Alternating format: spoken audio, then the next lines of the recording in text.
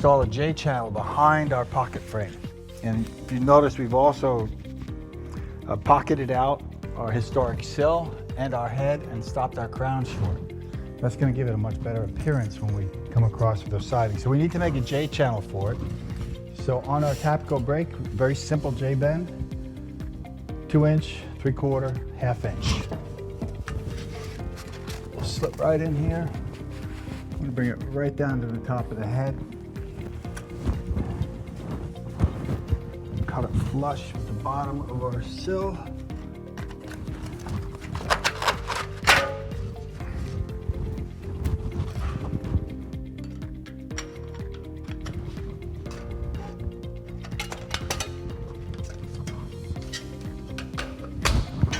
This gives us an inside white finish, and it also keeps water out from behind our assembly.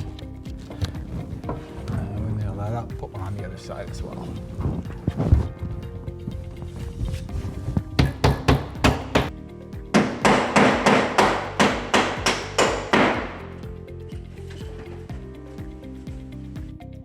This corner is a clear outside corner with the nailing flange, installed using the weather-resistant fasteners centered in the fastener holes. Mid-America mounting blocks are a great accessory for maintaining a weatherproof seal around the outdoor fixtures. This is an electrical block with a built-in UL approved box.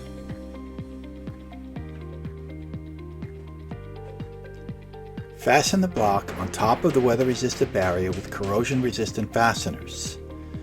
Then integrate it into the barrier in a similar method to installing a window opening by cutting a flap over the top of the box. Then flashing the two sides and the top of the nailing flange. Then pulling the flap down over the top and sealing with a compatible tape or a flashing strip.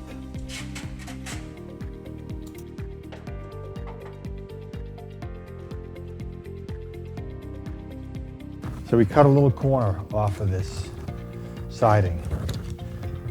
And this is the clearance that I need to maintain in order to get my lock. So I just set that up against my flashing.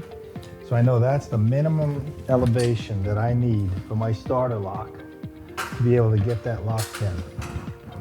And then from there, what I do is I take up my starter, piece of my starter, making sure that I leave enough clearance, make a line on the wall, and from there, I'm gonna measure down from this line. I can either use a story pole.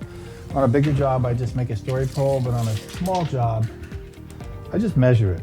So I've got from my blue line down 21¼ inches. That will represent the top of the starter. So we'll measure down 21¼ here, 21¼ from the blue line. We'll snap new lines. That becomes the top of my starter. That gives me enough clearance to get the grain locked in without fighting with it.